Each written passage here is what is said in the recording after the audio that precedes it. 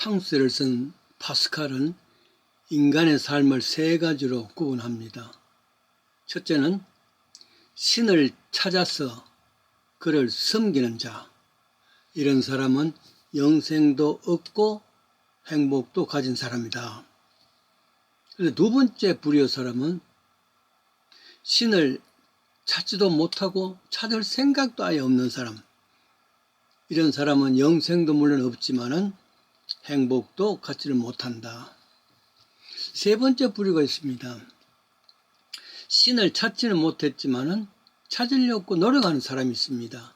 이런 사람은 아직 영생은 없지만은 그러나 행복한 사람이다. 이렇게 세 가지로 구분했습니다. 이 세 사람의 부류 중에서 여러분 나는 어디에 해당될까 생각하면서 저에게는 네 번째 부류의 삶이 있다는 것을 생각해 볼 수 있었습니다. 그것은 신을 찾았습니다. 또 그 신을 섬깁니다. 그런데 착각된 신이고 착각된 행복이란 말이죠. 이들에게는 영생도 없고 행복도 사실 없는 겁니다. 착각이란 것은 뭐냐면은 그가 신이라고 믿는 그리고 행복이라고 믿는 사람들이 그게 착각이란 말이죠. 이런 사람 이단이나 사이비 종교라 그렇게 말할 수가 있습니다. 우상을 신으로 착각하고 있습니다. 그 우상이 복을 줄 줄 알고 있습니다. 오리란 말이죠. 이런 사람 영생도 물론 없지만은 거기서 행복도 올 수가 없습니다. 어쩌면 이런 부류의 네 번째 부류의 사람이 가장 불행한 사람 아닐까 생각해 봅니다. 사이비 종교라는 것은 가짜 종교를 말합니다. 겉으로는 비슷합니다. 그러나 근본은 전혀 다르단 말이죠. 참 종교는 분명한 대상인 신이 있지만은 가짜는 혹은 사이비는 내가 신이 되는 겁니다. 사실은 이단이라는 것도 비슷한 사상과 믿음관을 갖고 있습니다. 그러나 본질은 전혀 다르단 말이죠.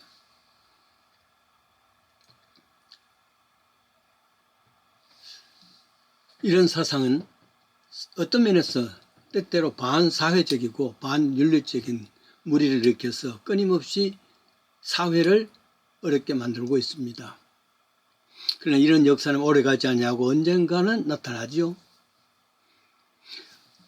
한국의 기독교만 하더라도 그렇게 길지는 않습니다만은 수많은 사이비 이단들이 출몰하였습니다. 그래서 사회를 어지럽혔습니다. 가령 오래전 100여 년 전이죠. 거의 백백교. 그는 백백교라는 그 때문에 200여 명의 살인이 일어납니다. 이게 종교겠습니까?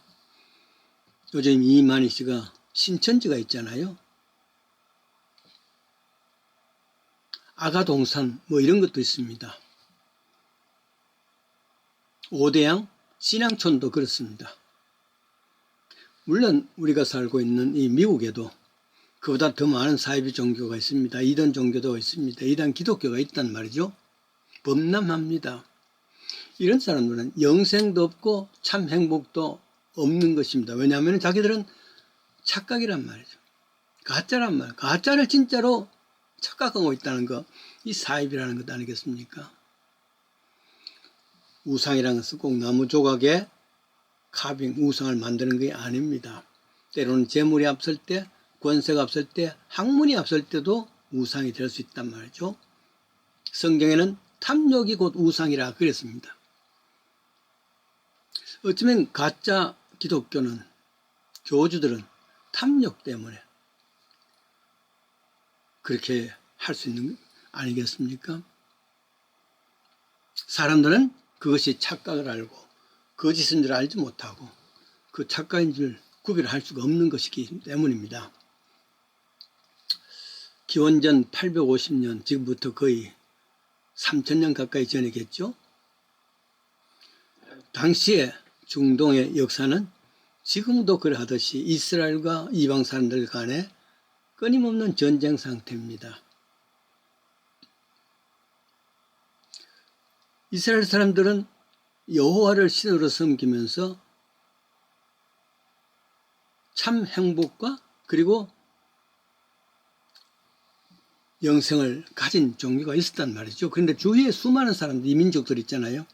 이 사이비 사람들은 완전히 다른 신을, 사이비 신, 이단을 섬기는 각축장입니다. 그러니까 유일신 하나님 믿는 것과 그리고 주위에서는 끊임없는 수많은 사람들 이단주의가 있었단 말이죠. 보면은 여러 민족, 즉 헷 족속, 아모리 족속, 브리스 족속, 히위 족속, 여부스 족속 7민족들이 각각 다른 우상들을 섬기는데 바알과 아세라죠, 주로. 이런 사람은 보세요. 영생도 없습니다. 참 행복도 없습니다. 참 불행이죠. 이 민족들. 그런데 이상하게도 말이죠. 참신을 섬기던 이스라엘 사람들이 점점 이 이민족 섬기는 가짜 신, 가짜 행복에 물들이 가기 시작한단 말이죠. 왜냐하면 바알과 아세라가 이 땅에서 큰 복을 준다고 생각하기 때문입니다. 실제로 영생도 없고 참 행복도 없습니다. 착각하고 있는 것입니다. 당시 중동의 여러 상황을 뒤죽박죽이 했단 말이죠. 이때 혜성처럼 나타난 하나님의 종이 있습니다. 이름하여 엘리야라 그럽니다. 엘리야 선지자입니다. 그는 이건 아니다. 너희가 오늘 섬기는 신을 바알인지 아니면 참신 여호와인지 한번 결정해라. 이런 제시를 합니다. 너희들이 이렇게 살다 보면 영생도 얻지 못하고 참 행복도 없다. 그래서 단호하게 그와 같은 이방신들에 대해서 거부할 수 있어야 된단 말이죠. 그래서 두 가지 사이에 머뭇하지 마라. 결단하라. 그렇게 합니다. 그래서 너희가 어느 때까지 두 사이에서 머뭇하느냐. 여호와가 만일 하나님이시거든 그를 쫓고 바알이 하나님이시거든 그를 쫓을지니라. 열왕기상 18장 21절의 말씀이죠.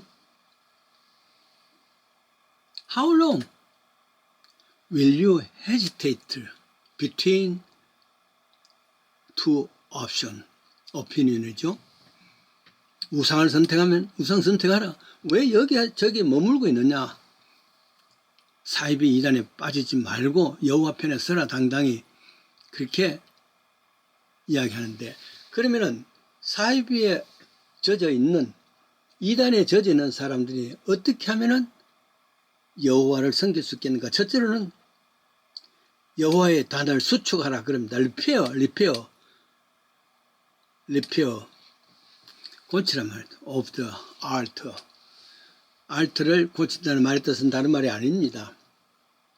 무슨 강단을 다시 빌딩하라 그런 뜻도 아니고, 한마디로 예배, 하나님만 예배하라. 사람은 예배 대상이 될 수가 없습니다. 물질은 예배 대상이 될 수가 없습니다. 예배 대상은 오직 여호와이신 하나님만 뿐이니까 그에게 돌아오는 예배, 참 예배로 돌아와라. 이것이 모든 이단에서 또 모든 사이비에서 벗어나는 유일한 길입니다. 지금 참 행복도 없고 영생도 없으면은 다시 돌아오는데, 돌아오는 방법은 오직 repair of the altar. 예배를 다시 회복하라. 그런 말입니다. 그렇게 엘리야는 백성들에게 전하고, 그러고부터 보니까 하나님 앞에 기도했다니만은 3년 6개월 동안 비가 내려오지 않는 곳에 비가 내리기 시작했습니다. 아주 천둥 번개와 함께 소나기가 퍼졌죠. 이런 뜻은 하나님 앞에 예배가 회복되면은 은혜도 폭포수처럼 내려올 수 있는 것이라는 약속의 말씀입니다. 로마서 12장 1절이죠. 그러므로 형제들아 내가 모든 자비하심으로 너희를 권하노니 너희의 몸을 하나님 기뻐하시는 산제사로 드리라. 하나님께 헌신하는 예배 회복은 바로 참 영생을 그리고 참 행복을 얻을 수 있는 유일한 길입니다. 우리 모두 이 앞에 아멘으로 받아가십시다.